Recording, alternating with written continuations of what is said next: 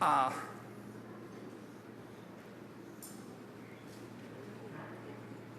profesionistas a quienes admiro.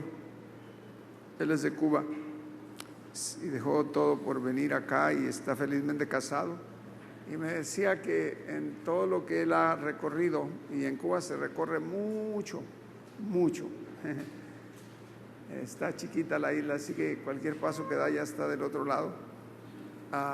En lo espiritual, en la palabra de Dios.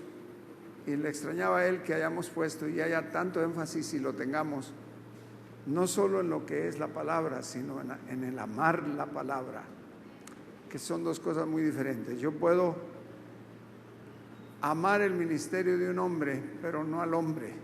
Puedo amar al ministerio de una mujer, pero no a la mujer. Puedo necesitar a alguien, pero solo lo que tiene. El ser humano es muy complicado, pero me ponía yo a pensar de qué otra manera vamos a reaccionar aquí en esta iglesia, después de haber estado durante 25 años más uno, investigando calmadamente lo que es la palabra de Dios, y aparte de Dios haciendo su parte, aparte de Dios poniendo lo que a Él le corresponde, haciéndonos conocer a los hombres y mujeres que han entregado su vida por traducir la palabra de Dios. Quizás suena un poco sonso, quizás suena un poco profano. Bueno, pues a quién le interesa traducir. Pues hay gente que tiene esa vocación, traducir lo que Dios dice, y conforme se han ido descubriendo los manuscritos, que cada rato se descubren pedazos, retazos, porque los tienen aquellos viejos beduinos que ahora se han hecho comerciantes y los están vendiendo al mejor postor, etcétera. Se van descubriendo las cosas que se escribieron antes para nuestra enseñanza. Y quiero empezar con ese texto 15:4 de Romanos, un texto muy poderoso.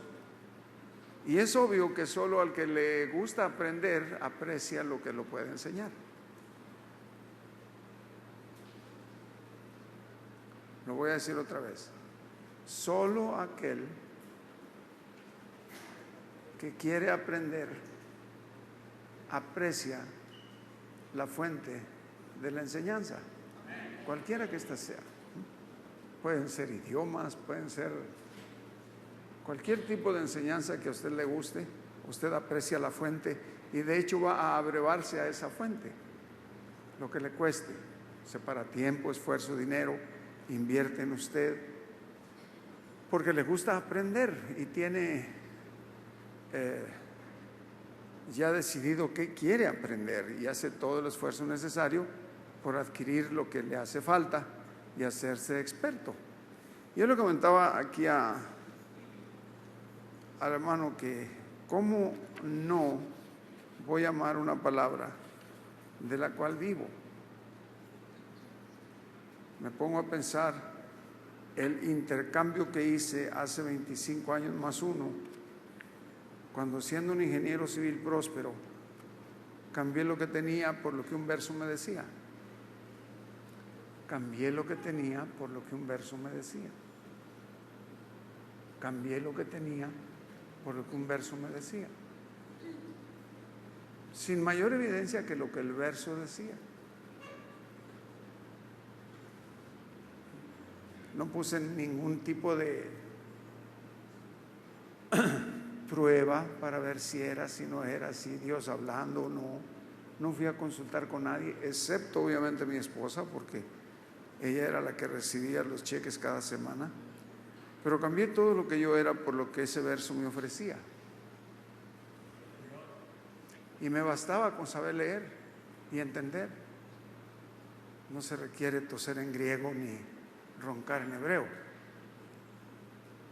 Y desde entonces empecé una cruzada en la que me ha ido malísimo, por cierto, tratando de despertar a la gente de que cuando Dios toma una palabra de cualquier idioma, la palabra cambia en su significado, en su valor, en lo que vale, en lo que mide y en lo que produce. Basta con que Él la tome.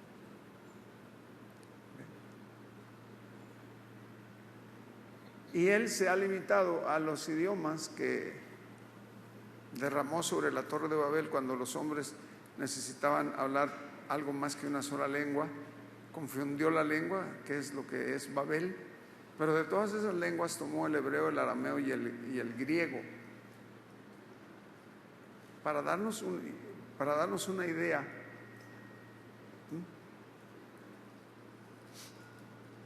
Y al tomar Él esas palabras, cambiaron de valor.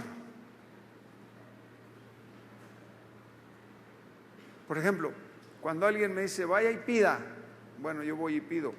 El resultado es incierto. Puede ser que obtenga, puede ser que no obtenga.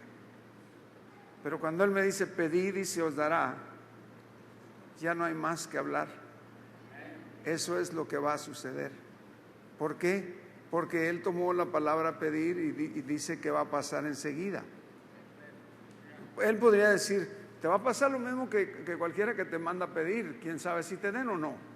Pero en este caso yo decido que si tú pides porque yo digo que lo hagas, vas a recibir. Amén. Así que si no queremos complicar a Dios, Dios no quiere complicarse, no es complicado. Simplemente saber la dimensión que adquieren las expresiones que Él toma. Entonces una iglesia que dice, ay hermano, yo sé que el Señor dijo que si pido se me dará, pero no sé qué ha pasado, porque he estado pide y nunca se me ha dado. Yo no buscaría la falla en la orden que el Señor dio, ni en la promesa que hizo. Yo inmediatamente diría,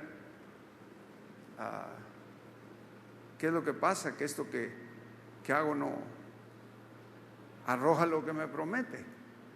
Y no hay muchas variantes, Puede que haya algunas 2 o 3 fallitas que la misma Biblia ejemplifica, porque la primera a la que le encanta que obtengamos resultados es a la palabra de Dios. Es la primera. Sino que caso tiene que tengamos un libro todo misterioso que arroja luz y sombra. No. Las palabras que el Señor habla son ciertísimas. Y en eso concordábamos con el hermano y decir, bueno, es que si nosotros vamos adquiriendo palabras por las cuales podamos vivir, ¿qué valor le podemos dar? Adquieren un valor infinito. Y realmente el que suelta el valor que tienen es el que las oye y las pone por obra. Quien las oye y no las pone por obra, el valor que tienen de destruir queda de manifiesto, pero el que las oye y las pone por obra, lo que la palabra de Dios puede hacer se pone de manifiesto. ¿Están o no de acuerdo? Entonces, es mi privilegio poner en su perspectiva algunos detalles. No me lo tome a mal ni piense que soy un profano, pero no sé cuántos de ustedes conocen un jueguito llamado dominó, ¿sí? Yo pienso que todos los vagos, como su servidor, pues tenía que ser uno que jugaba dominó, porque ¿qué hacíamos matando el tiempo? ¿Ve? Y fíjese que me he fijado, como todos, que a veces le tocan a uno buena mano, así se dice, hermano jugador, una buena mano, o sea, escogió usted 7 buenas fichas, a veces una mano pésima, le arcaron todas las mulas, usted incluyendo, está colgado ahí, entonces y yo pienso que la vida es así. Tramos de la vida hay donde yo decido tomar algunas fichas. Pero además de que no sé qué mano me toque por las decisiones que hago, no solo debo de saber jugar. Y este es el punto de esta plática. Debo jugar bien.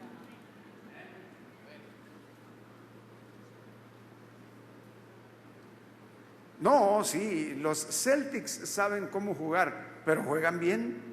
Los Bulls saben cómo jugar, pero juegan bien. Nuestra selección sabe cómo jugar, pero juega bien.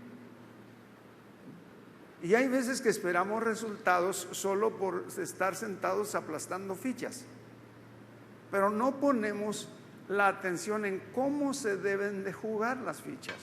no estamos atentos a las demás partes.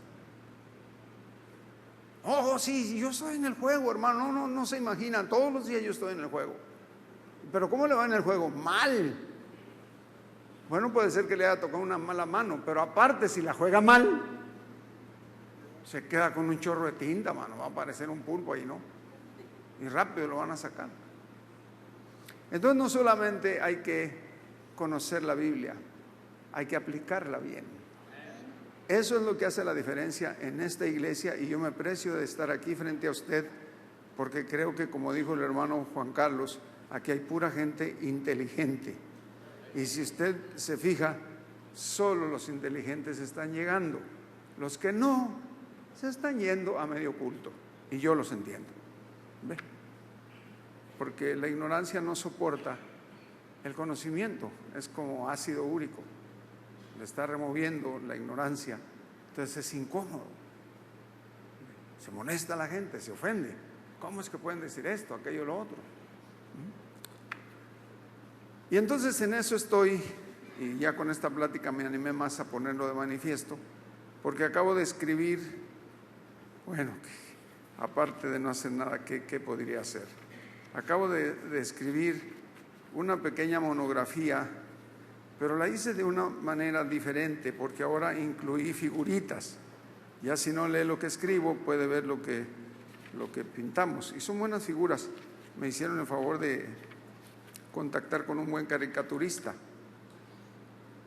y me hizo unas sugerencias, y hay una buenísima, de veras buenísima, porque traigo temas bastante variables y de veras le voy a poner a su consideración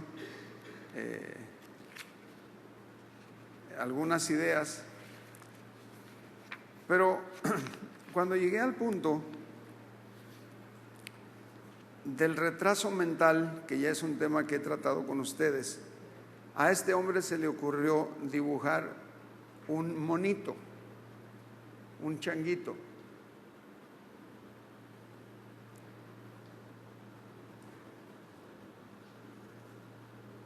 Y el tema era, lleva a cabo un diagnóstico de quien tiene el problema,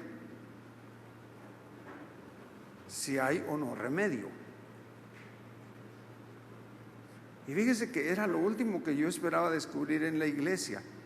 ¿Cómo le hago para llevar a cabo un diagnóstico de su problema y ver si tiene o no remedio?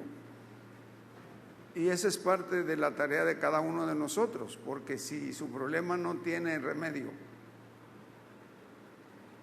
usted dirá, pero ¿cómo es que mi problema no pueda tener remedio? Sí tengo los elementos, sí tengo la palabra, sí, pero el problema no es solo tenerla, es aplicarla bien, aplicarla en orden para obtener los resultados que la palabra promete. Y a veces se altera uno los factores, se altera el producto. Drásticamente se altera el producto. Lo he visto con mis ojos, pero nunca le había dado una forma de tal manera que pudiese sacudir a la gente. Entonces yo estoy con el catequista diciendo, oiga, yo necesitaría llevar a cabo un diagnóstico de quien tiene el problema y si tiene o no remedio. Y entonces él puso una caricatura, dice, si le enseñamos a un mono, toda coincidencia, disculpen, si le enseñamos a un mono la letra A, el mono podrá identificarla de otras letras, el changuito, y eso lo hemos visto en la televisión. ¿Cuántos están de acuerdo? Ponemos a un monito, hay cierta clase de monos muy inteligentes, de tal manera que ahí se han tomado las corrientes evolucionistas para decir, descendemos de ellos. Y no lo dicen en tono de que están ofendiendo a Dios, simplemente están ofreciendo otras opciones, pero a la vez están preocupados investigando si esas opciones son ciertas. Por eso crean aparatos de la gran explosión, a ver si hacen tronar aquello y surge otro universo nada más de una explosión, como estaba pasando ahora en Londres y Gran Bretaña, y se les descompuso ahí el motor. O sea, están legítimamente preocupados de que lo que ellos proponen, aparte de lo que Dios dice, sea cierto, porque una de dos, o Dios miente o es verdad, o ellos son verdad o mienten. O sea, son tipos serios, y dentro de ellos están aquellos que insisten en que descendemos del monkey. Y conforme enseñamos a un monito y encontramos a los más inteligentes, los ponemos a competir con niños de su edad en una pantalla de televisión, y yo he visto cómo la velocidad de lo que se le enseña al mono es fantástica. En lo que el chiquito prende la tele, el mono ya acabó con la tarea. Y y le está así. Aprendió. A ver, ¿cuántos están de acuerdo? ¿Cuántos han visto eso? Lo he visto y yo me quedo con la que digo, ¿que cómo?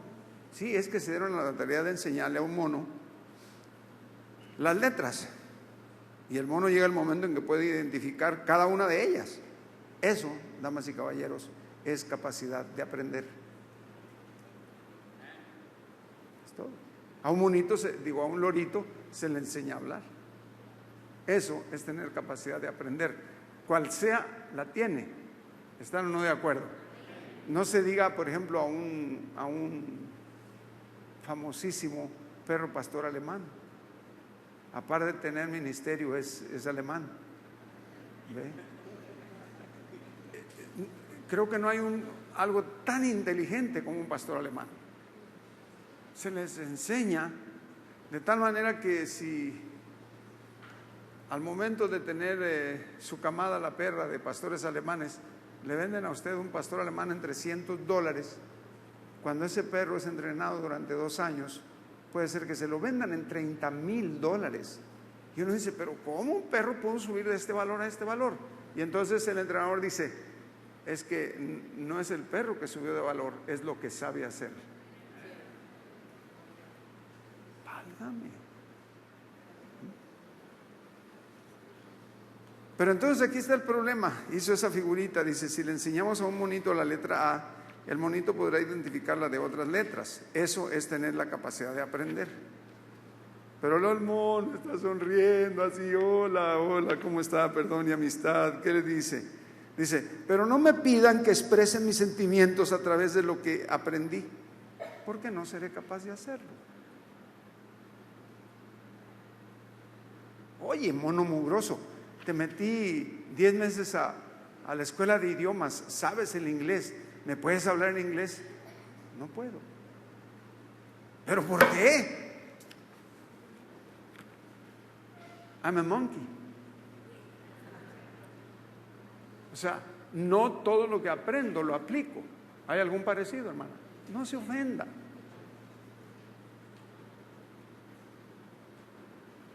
Entonces estamos dándole la razón a los del evolucionismo, de decir, esto es una de las mayores pruebas de que descendemos de ellos. Aprendemos todo lo que se nos enseña, pero a la hora que se nos pide que expresemos nuestros sentimientos a través de lo que sabemos, no somos capaces de hacerlo. ¿Diferimos en algo de ellos? No, nos hacemos parte de la familia, tenemos su ADN. Pero si esta mujer sabía lo que debía hacer, sí, pero ¿qué gana con saberlo si no sabe jugarlo, si no sabe aplicarlo? Oiga, pero este joven, sí, sabía todo lo que cualquier joven de perdón y amistad sabe, pero ¿qué pasó? No sabemos, no lo aplicó en el orden que se le enseñó. Entonces un libro que está 15:4 de Romanos, ¿qué dice? Que está ahí para enseñarnos, no sirve, pero no por causa del libro, sino del alumno. Ahora, esto me lleva a un punto más grave. ¿Se imagina que tenemos nosotros que hacer un esfuerzo y decir, hey, un momento, hermano, aquí lo que aprendo lo aplico? Quizá me equivoque, pero lo aplico y obtengo resultados. ¿Por qué? Porque si esta escritura es inspirada por Dios, ¿qué clase de resultados voy a obtener si fue Dios quien usó la escritura? Pedid y se os dará, de eso me encargo yo. Buscad y hallaréis, de eso me encargo yo. Bueno, pues si toda la vida he buscado y nada he encontrado. Sí, pero no habías hecho caso de que yo lo digo. Ahora lo haces porque leíste que yo lo digo nadie te había ofrecido lo que yo te ofrezco. Hazlo, empieza. ¿De acuerdo? Por eso la palabra de Dios es la que es una diferencia tan grande en nuestra vida y por eso la amamos. Y por eso los invitamos a que consideren el empaparse de lo que es la palabra de Dios. Porque no solo de pan vive el hombre, sino de toda palabra que sale de la boca de Dios vive el hombre. Y nada hay más valioso en esta región que una iglesia que vive de lo que Dios dice. Y tenemos que quitarnos el disfraz del mono y dejar de refugiarnos en que descendemos de él por la simple y sencilla evidencia de que lo que aprendemos no lo aplicamos. Esas son las deducciones que hace la gente para decir no hay Dios o sí hay Dios. No es muy inteligente la gente, pero se va por evidencias y una evidencia es contundente. ¿Se acuerdan que el otro día les platiqué que había estado viendo una entrevista de los mejores sabios? Y gracias a Dios todos hablaron de manera muy brillante, pero algunos muy carnal, diríamos. Y dicen, ¿cómo puede usted convencerme a mí de que Dios existe cuando la maldad existe? Ah, caray. Conectar esos dos puntos nunca se me había ocurrido. O sea, algo no puede existir porque existe el opuesto. Qué brillante, ¿eh? Entonces la noche no puede existir porque existe el día.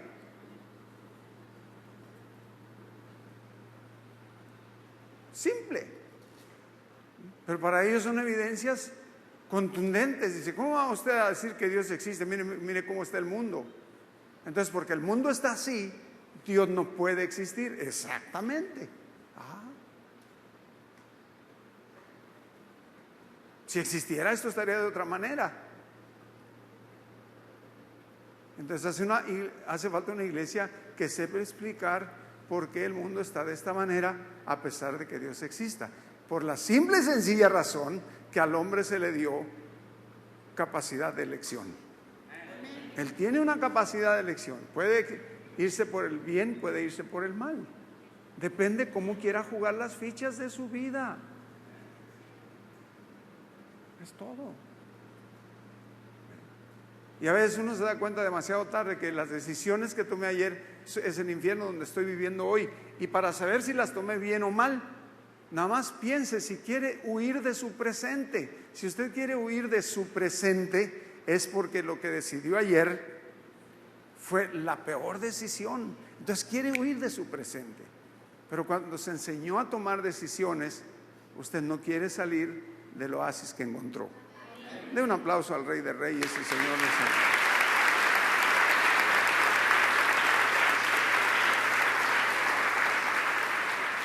Y a su nombre. Entonces he estado haciendo la comparativa entre un juego de dominó, porque es la forma en que a veces la vida se presenta, pero también a veces la forma en que cojo los textos. No siento profanidad al decir que vivo la vida por los textos que sé.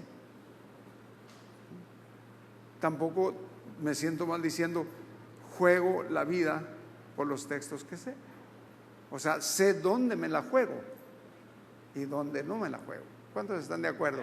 Usando el lenguaje de Juan Charrasqueado, etcétera, ¿verdad? ¿Por qué? Porque tengo textos en los cuales me apoyo. Y los que todavía no tengo, sé que están allí. Un día de estos los voy a escoger y voy a empezar a considerarlos hasta creer en ellos y obtener el resultado que me prometen. Pero debo jugar bien. No es solamente tener las fichas, debo de saber cómo sentarlas. Porque casi en cada pasada nos toca la fortuna en las primeras de tener opciones de cuál pongo, esta, aquella o la otra. Pues debo de pensar qué sigue, qué va a poner el otro, qué fichas tendrá mi compañero, etcétera.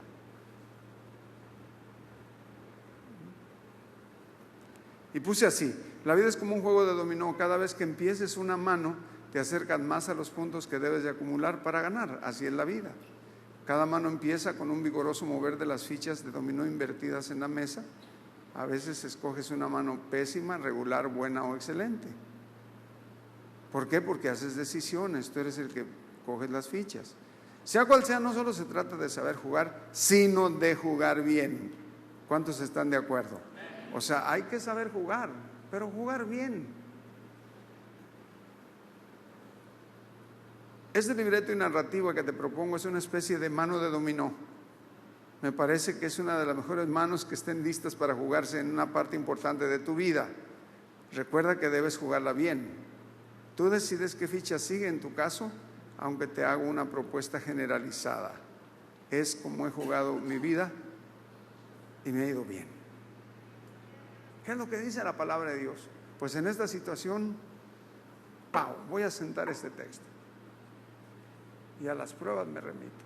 ¿Sí me están entendiendo o no me están entendiendo? O sea, entonces, Dios no es muy complicado para nada, excepto que un pastor ignorante como yo se lo haga complicado para tenerlo aquí dependiente de que si no viene se va al infierno, o de que usted se anime a leer la escritura tal y cual y ver si las cosas son así, y cuando haya un buen seminario asista.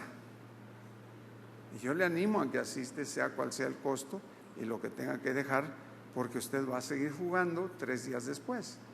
Y si no juega bien, por haber escatimado 72 horas de su valioso tiempo y 500 pesos de la inscripción que cuesta, usted va a ir jugando cada vez de mal en peor hasta que lo saquen del juego. Así de cruel es la vida, así de sencilla y de cruel es la vida. No hay lugar para la ignorancia en la vida. La vida y la ignorancia no se llevan porque se muere pronto. Entonces aquí sugiero algunos temas que usted puede reposicionar, replantear, recalcular, o los que usted sepa, pero la idea es darle a usted como un libreto, decir, bueno, ¿cómo se juega esto? Que en realidad es donde caen nuestros testimonios. ¿Qué hizo Arnulfo? ¿Qué hizo Juan Carlos? ¿Qué hizo Fernando? ¿Qué hizo Ramona? ¿Qué hizo? ¿Cómo jugó su vida? Y no me digan a mí de una persona de éxito que no haya jugado su vida bien con una porción de la palabra de Dios, con un texto de la palabra de Dios. Usted puede decir, no, yo no creo que Slim tenga algún texto de la palabra de Dios. ¿Quién sabe? No sabemos. Pero a lo mejor está tocando una ley que le ha traído tanto sin que lo sepa. Claro. Yo no creo que el señor Slim tenga que saber que existe la ley de la gravedad. Simplemente sé que no puede subir a una azotea y aventarse de cabeza porque se la va a romper. Y no se requiere haber salido de la universidad para saberlo. Pero él seguro que estudió otras cosas y está tocando leyes que le han producido. ¿Cuántos están de acuerdo? Claro que sí. Y yo me precio, como le digo, de haber encontrado palabras en este juego llamado vida, por las cuales he vivido. Y al saber lo que estas palabras producen, que es una vida diferente, oiga, yo vivía, claro que yo vivía, y vivía bien, no crea que vivía en un centro de rehabilitación con problemas en mi matrimonio, nada, para nada. Si hay alguien que no necesitaba a Dios era yo. Para nada lo necesitaba, para mí era una tara, era una estupidez completa. Yo estaba de acuerdo con Mao Zedong diciendo, no, es el opio del pueblo, nos quieren tener idiotizados para dominarnos. Dios no existe, y Dios tranquilo, como si le causara yo dolores de cabeza, hasta el día en que dijo basta, punto. Entonces mi vida era cómoda. Pero cuando entré a la vida y vida en abundancia que Él trajo, oiga, es otra cosa, por el amor de Dios. Es otra cosa. Es otra clase de vida. Vida y vida en abundancia. Bendito sea su nombre. ¿Cuántos están de acuerdo? Es una vida y vida en abundancia que si existiera, Él no hubiese venido a pararse el cuello y decir, yo la traje. No existía. A pesar de la vida que vivía Israel, por ejemplo. El pacto nuestro, si me encuentro ese texto, está basado sobre mejores pactos y mejores promesas. Es una vida totalmente diferente. Nada más que se debe de jugar bien. ¿Cuántos están de acuerdo? Tener las fichas que dicen que la vida es abundante, pero saber colocarlas en el orden que se requiere.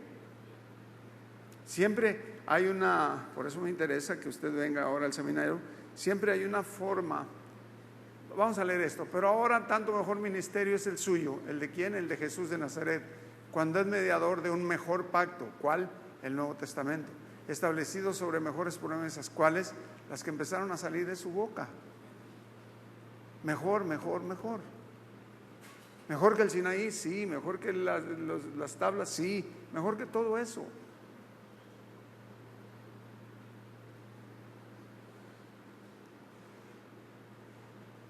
Porque si aquel primero hubiera sido sin defecto, ciertamente no se hubiera procurado lugar para el segundo.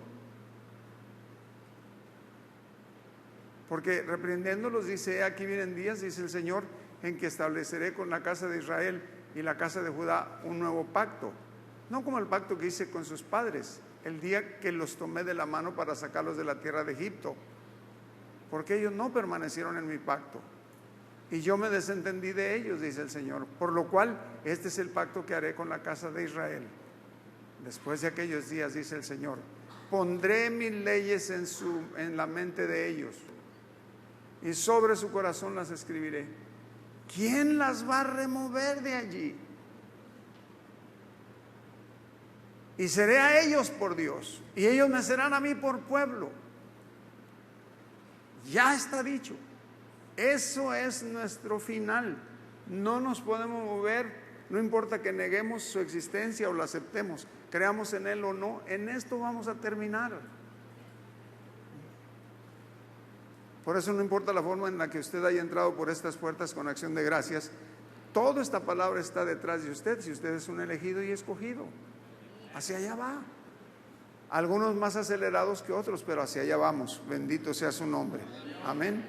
Entonces debemos de estar tan agradecidos de que nos haya alcanzado una salvación tan grande y podamos comprender textos como el de 4:6 de los Filipenses, que dice que por nada estemos afanosos. Por nada estéis afanosos. Mirad los pensamientos que tengo acerca de vosotros para daros el fin que esperáis. Solo manteneos firmes en la promesa y agregad un poquito de paciencia. Pero lo que ha de venir vendrá. No tardará. ¿Cuántos dicen un fuerte gloria a Dios? Y la paz que sobrepasa todo entendimiento guarda nuestras mentes en Cristo Jesús, Señor nuestro. ¿Cuál? El fiador de un mejor pacto. Por nada estéis afanosos, sino sean conocidas vuestras peticiones delante de Dios en toda oración y ruego con acción de gracias. Y la paz de Dios que sobrepasa todo entendimiento guardará vuestros corazones y vuestros pensamientos en Cristo Jesús. Ay, esa paz ya me dice que no pasa nada, que todo va a estar bien, que al final voy a obtener lo que deseo. Lo que no entiendo es cómo. Lo importante es que crea que lo voy a obtener. ¿De acuerdo? Y aquello empieza a pasar. Después de la tempestad viene la calma. Necesito que me esté oyendo el auditorio, ¿sí? Porque a veces bajo la voz. Aleluya. ¿Puede decir un fuerte gloria a Dios? Entonces yo me preguntaría, ¿cómo está jugando usted su vida? No en un sentido profano o así, sino diciendo, ¿está usted plantando bien los pasos? Uno sigue al otro, van en cadencia, en frecuencia, ¿es lo que sigue o qué ha querido alterar? Porque, como le decía, la cuestión de la escritura tiene cuando menos 4 grandes divisiones mayores. Una es la narrativa, donde usted simplemente por orden de calendario va platicando, narrando. Érase una vez que se era en un lugar de la Mancha, del cual no quiero acordarme, etcétera, etcétera. ¿Ve? Pero hay otra que se llama prescripción. El doctor nunca nada, never forever, narra a un paciente. El doctor le prescribe. A ver, creo que no me entendieron. Sale con una receta, pues. Esto a estas horas, esto después, y cuando haya terminado esto otro, y antes de acostarse lo demás. Y ustedes saben lo que sucede si yo altero el orden de las cosas. A ver, ¿están de acuerdo? Bueno, pues ¿a qué hora se la puso? No, pues me dijo que en la noche al dormir. ¿Y a qué hora se la puso? En la mañana al despertarme. ¿Y qué pasó? Pues no he despertado en todo el día. Le dije que en la noche. Anda somnoliento. Entonces hay palabras no que prescriban en ese sentido, sino que son prescripciones. Primero haces esto, enseguida esto otro y luego lo demás. Y la palabra de Dios, créame, tiene un enorme porcentaje, yo me atrevería a decir superior al 90%, desde Génesis hasta Apocalipsis, de prescripciones. Y uno a veces no las nota porque no sabe uno leer el idioma. Entonces el Señor dice, que vas a hacer esto así, así, así. Pues el Señor me dijo que lo hiciera. ¿Cuál de las tres será? La que sea, al cabo es un texto. Y ¡pum! Planta un texto. Pero no es así. ¿Cuál iba primero? ¿Cuál enseguida y cuál después? Eso es jugar y jugar bien. A ver, ¿me están entendiendo o no? Otras veces no solo es narrativa y prescripción, es exposición.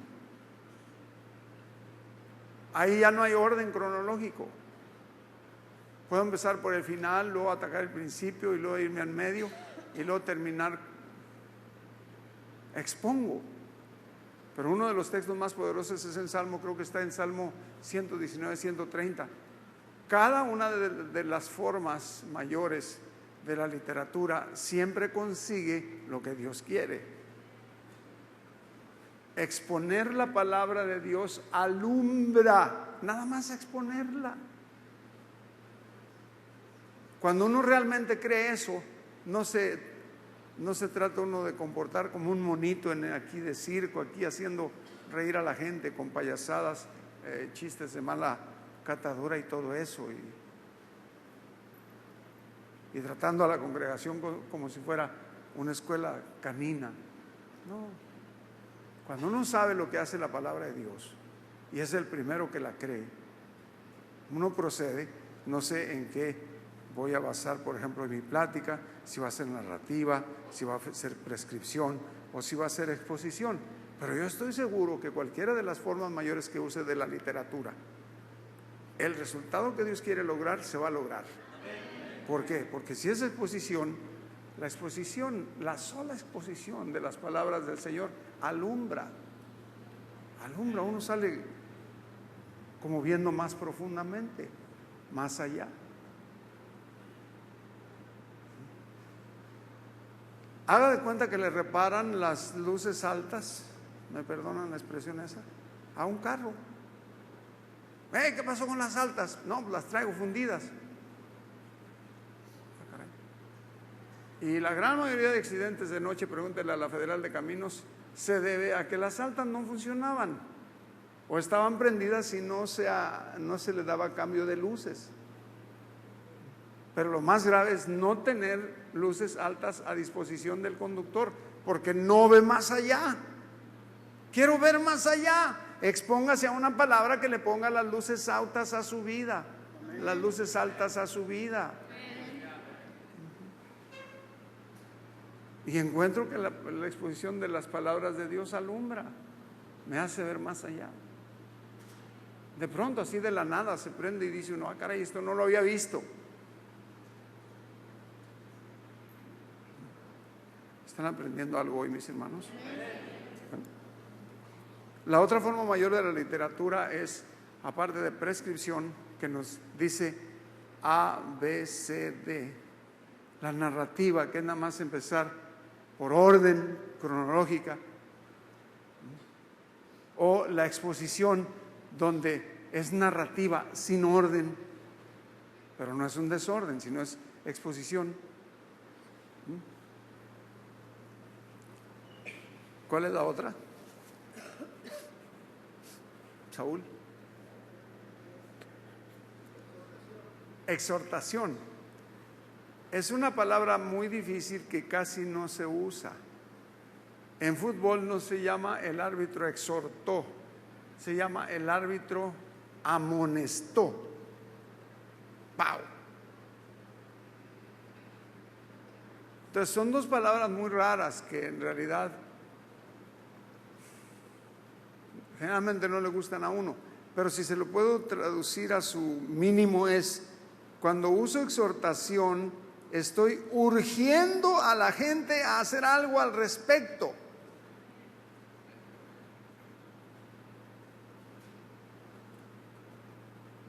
Por ejemplo, hay una parte en el discurso de Pedro, en el capítulo donde empiezan ahí, creo que el tercero de Hechos 2 o 3, donde dice: salgan de esta perversa generación, dejen a esta generación. O sea, los está urgiendo a hacer algo.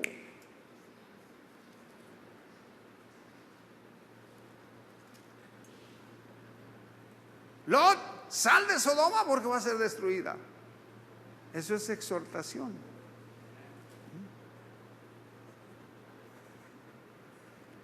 Y es una de las partes de la literatura que cuando se aplica a los textos de la vida con los que estoy jugando, si no hago tal y cual dice, no me va nada bien.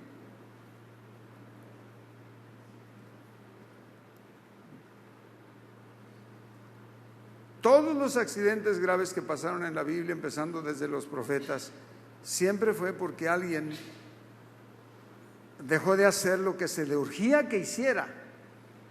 Entras por este lado de la ciudad, das la palabra y sales por este otro lado de la ciudad. A veces hay una combinación de prescripción con exhortación. Es compleja la literatura. Usted no puede hacer una ¿cómo se llama eso que le hacemos a los cuando examinamos los cadáveres? Una autopsia, porque en el caso de la palabra de Dios, la palabra de Dios está viva, y si le metemos demasiada autopsia, ya tenemos una palabra muerta. Pero uno la divide en función de que uno puede exponerla en sus temas, pero siempre viene combinada, por decirlo menos. Entonces una parte es exposición, otra es prescripción, otra es urgencia. ¿Qué vas a hacer con esto una vez que te lo dije?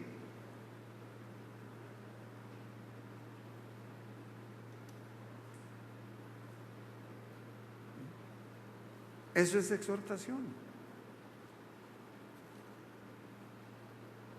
Por ejemplo, cuando Juan el Bautista sale a predicar al Jordán, me acuerdo que fue la primera vez que yo regalé un carro mío, último modelo, que acababa de comprar.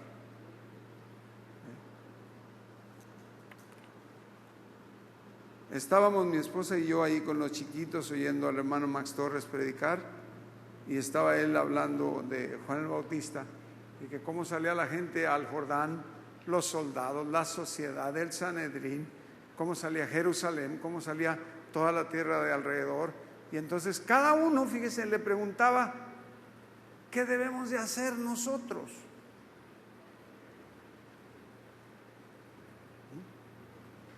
O sea, se exponían a que él les surgiera a hacer algo. Y a mí me encantaba la forma en que el hermano Max manejaba con maestría esos momentos difíciles, y decía: bueno, el que tenga 2 túnicas, dé una al que no tiene. ¿Hoy qué hacemos? No, pues deje que se me acabe para dársela, y déjeme ir a una por Liverpool y le voy a dar la que se me acabó. Y entonces,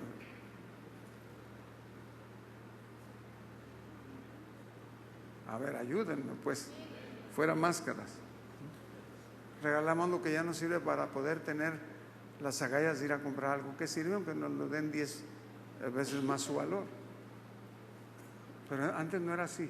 ¿Qué tienes en casa? Tengo 2 cosas. Bueno, una de ellas dásela al que no tiene.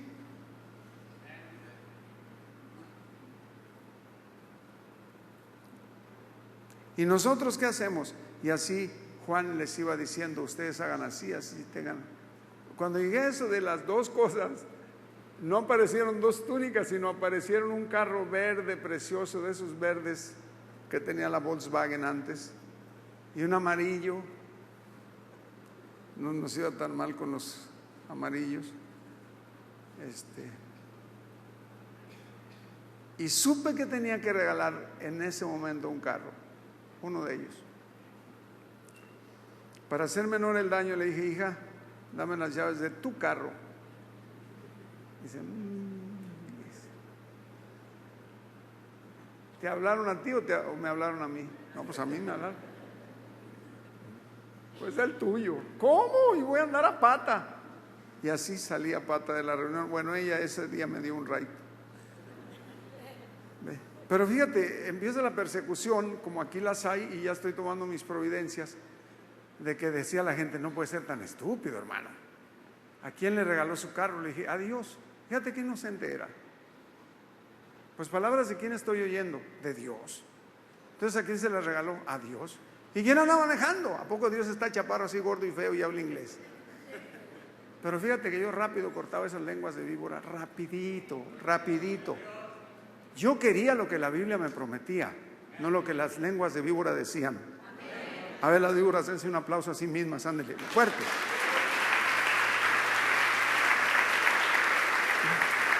Elemental, mi querido Watson. Elemental. Su víbora no consigue lo que Dios dice. Hacer lo que Él dice es lo que lo hace a usted tener lo que Él promete. Pues párale a la lengua. Ah, no, pero durante un mes iban a la casa a darme consejo, a hacerme limpia. Llegaban pirulumeando que qué había hecho. Y yo decía: caray, esta es la iglesia, esa es la iglesia. O sea, no es posible. El que tenga dos cosas de una, el que no tiene. Max no tenía. ¿Qué más claro me podía estar hablando Dios?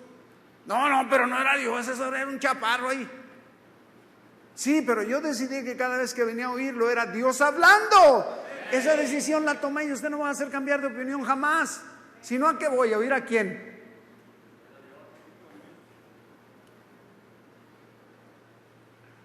No pueden ser tan tontos que todavía quede algún remanente de esos aquí. Me niego a aceptarlo. No nos hace ningún bien a todos, porque un poquito de levadura leuda toda la masa. Gente tan estúpida aquí con nosotros, diciendo Juan Carlos que él vio pura gente inteligente. Hacerse ese tipo de cuestionamientos, pues ¿a quién viene a oír? Max no me dijo: hermano, necesito un carro. No me dijo así. Simplemente tomó ese día un sermón que me urgía a hacer algo, a una pregunta que yo no hice, pero que la estaba oyendo. ¿Y nosotros qué tenemos que hacer? El que tenga dos cosas, que dé una al que no tiene. Y dije: mira nada más. Fui rápido con mi esposa y le dije: ¿cuántos carros tenemos? 2. Y se paró así y dijo: ¿y qué quiere decir eso? Nos vamos a regresar con uno. Dame tus llaves. No, dice: te regresas en el mío, en el tuyo no. Oye, mujer, digo, yo trabajo, tú no haces nada. Quiero decirte que ahí empezó el desfile de vehículos que esta iglesia tiene, porque el Señor me dijo en su palabra que si yo me desprendía de algo por causa de Él, del evangelio que oía, del amor que le tenía, en esta vida recibiría 100 veces más. No importan lo que digan las víboras, chatas, pintas, cuatas, o qué más dice el Fox. Bueno, ¿qué pasó, hermano panista? No importa. Dios no se va a retener porque hay un viborón ahí diciendo: oh, no. Dios le cumple su palabra al que la cree. Digan las malas lenguas lo que digan. Y en eso debería usted de animarse, porque a lo mejor usted mismo está ahorcando con las dos lenguas que tiene. ¿Qué es lo que Dios dice? Pues esto. ¿Está en el texto? Sí. ¿De veras? Sí.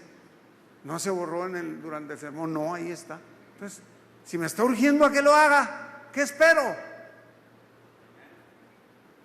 No, generalmente tenemos ya otra doctrina. Ahí te hablan. Sí, el otro: sí, le has de haber dicho algo al pastor, ¿verdad? No es cierto. Dios está tratando de hablar para darte 100 veces más de lo que te está pidiendo.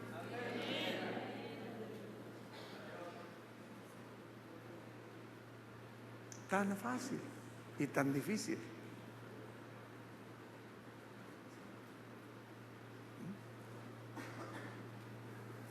Y a su nombre.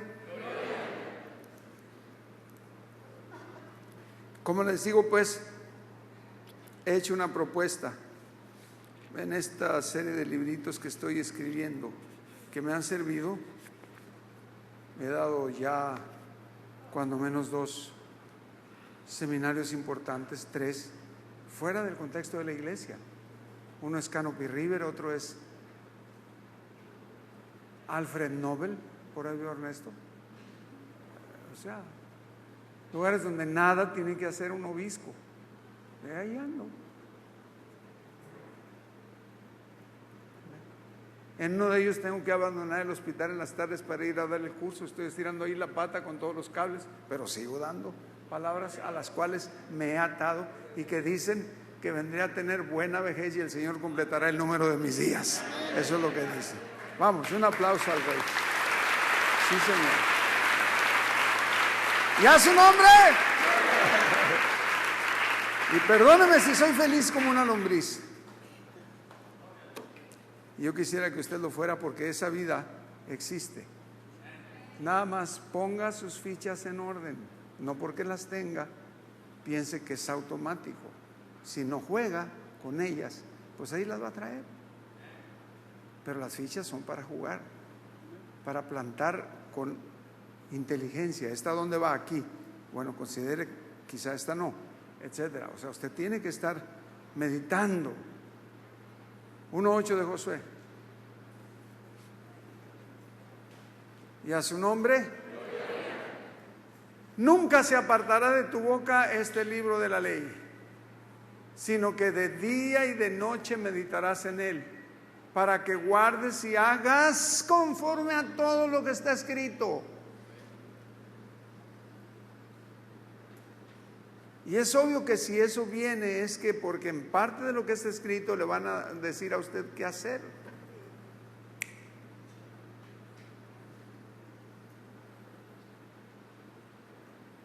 Obediencia dilatada, rebelión desatada.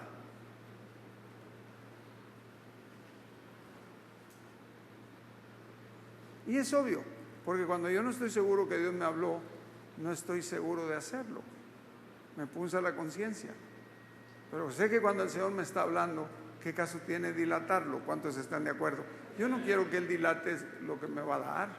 No, yo quiero que el día de mañana las maravillas empiecen a aparecer. Y empezaron a aparecer. Porque ya ve que hay gente siempre pendiente de lo que hacemos. Y al verme mi jefe llegar en la Cistecosome y esperar después de que salía a las 5, como 3 horas para subirme en una Cistecosome, llena como la familia Burrón, esas que eran combis. Un día salió elegante, bien bañado en su New Yorker. Era un carro que recién había salido y hablaba. Ese sí era más que un mono. Se subía, ponte el cinto, cuidado acá, etcétera. Y uno platicando con el carro a falta de compañía. Y ese día me dice: ¿qué estás haciendo, ingeniero? Le digo: pues esperando el democrático. Pero ¿cómo es posible? Digo: no nací en carro, don Carlos. No, dice: pero eres una vergüenza para mí. Digo: ¿vergüenza para usted? Vergüenza es que me haya robando y que... ¿Pero vergüenza por qué? Súbete, dice. Me llevó a la Volkswagen y me dijo: escoge el Volkswagen que quieras. Y dejó una paca así de billetes y lo pone a su nombre. Dije: no, don Carlos. Sí. Dije: no, sí. No me vas a volver a avergonzar estando ahí como cualquiera. Eres mi ingeniero, eres mi residente. Nadie me va a decir que no tengo para regalarte un carro. Da un aplauso al Rey de Reyes y Señor de Señores. Y a su nombre. Ahora, ¿usted cree que las cosas las hago así? No. Lo que tengo grande en la cabeza es la nariz, no el cerebro. ¿O no ha notado? Eso porque si no lo ha notado, fíjense bien. yo no hago las cosas así. Dios es el que me las promete. ¿Yo qué hago? Solo las creo.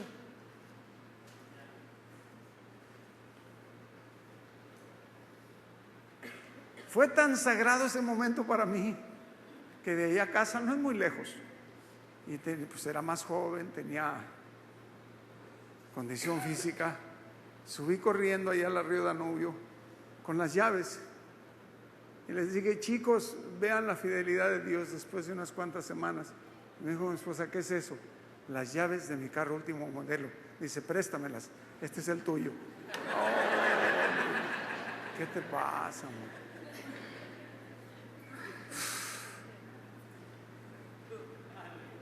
¿Y a su nombre? Bueno, colorín colorado, este cuento se ha terminado. Siento lástima de usted que vive una vida teniendo las fichas en su bolsa, sin jugarlas bien. Eso es culpa suya. Yo estoy haciendo hasta lo imposible porque se anime a jugar y jugar bien. ¿Cuántos están de acuerdo? Sí. Eso es lo que dijo el gran Bobby Fischer, uno de mis íconos. Dijo, no. Al ajedrez hay que aprender a jugarlo, pero aparte jugarlo bien.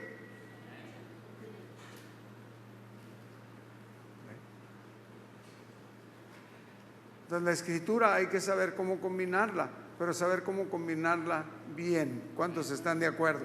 Saber cómo combinarla bien para obtener lo que los textos que tengo en la mano me prometen. Y a su nombre. Y es el todo de esta iglesia. Yo me encuentro tan privilegiado este 29 de mayo, dijimos, del clásico de las 11 de la mañana, más los que nos están oyendo, sobre todo en Denver, que tenga yo el privilegio de contar con su atención por un momento, pero al salir, lo que Dios les haya urgido hacer, hágalo, no se dilate, porque obediencia dilatada, rebelión desatada. Y solo le prometo que verá maravillas. ¿De acuerdo? Y más si esta mañana damos. ¿Por qué? Porque el Señor dice que si damos, nos será dado. ¿Qué no entiende de eso? A ver, si doy, ¿qué va a pasar? Nunca he recibido nada a cambio. No, hoy es diferente. Te prometo que se te dará. Medida buena, apretada, remecida y rebosante. Yo no voy a pasar por alto esa oferta, para nada. Porque con lo que tengo no alcanzo a hacer lo que quiero. De hecho, nunca tengo suficiente para hacer lo que quisiera. Entonces, si no lo tengo, no es cosecha, es semilla. Si lo que tengo no alcanza, es semilla. Lo único que alcanza es la cosecha. Pero para que la cosecha se desate, debo soltar la semilla que tengo en la mano para que quien produce la cosecha lo haga. A ver, ¿está complicado todo eso o qué? Y a su nombre. Entonces usted sale convencido de que al obedecer las palabras de 6:38 de Lucas que dijo el mismísimo Jesús de Nazaret, Él hará lo que le promete en esas palabras bajo la sola condición de que dé. Y a su nombre. Y entonces la paz que sobrepasa todo entendimiento llega, nos cubre y uno dice, tengo lo que me prometió. ¿Cuándo? No me pregunte eso, por favor. Yo lo que sé es que nunca va a ser después. Por lo que leo, dice que va a ser oportuno socorro. No va a llegar después de que ya no hay nada que hacer. Es oportuno socorro. Y hoy es el día de salvación financiera. Entonces piense en lo mejor de la semilla, no escatime, porque con lo que le sobre, de todo modo va a comprar menos, de todo modo va a tener menos satisfacción, de todo modo va a tener menos vida en abundancia, pero si lo da hoy a manos libres, a manos llenas, va a recoger. Y Padre, queremos darte gracias porque sé que ha sido un día especial en la vida de mis hermanos, al acercarnos ya al momento en que vamos a oír tu palabra tal y cual está escrita y revelada por estos hombres, Sedesio y Elsa, a quienes bendecimos.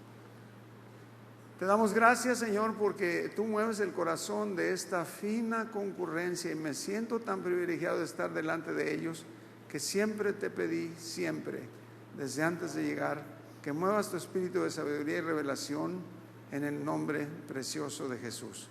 Y que sepan que lo que prometiste lo obtendremos si hacemos lo que nos urgiste a hacer.